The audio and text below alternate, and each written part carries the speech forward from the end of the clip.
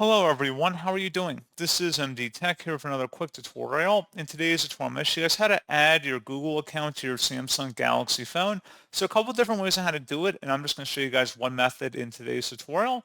And without further ado, let's go ahead and jump right into it. All you have to do is swipe up on your home screen and select the Settings gear button. And then you want to scroll down and select the Security and Privacy tile. And then scroll down again.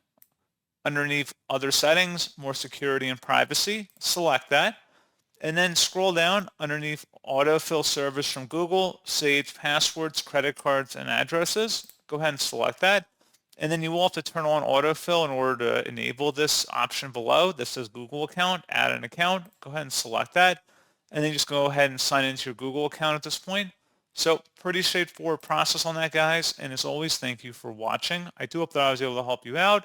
And I do look forward to catching you all in the next tutorial. Goodbye.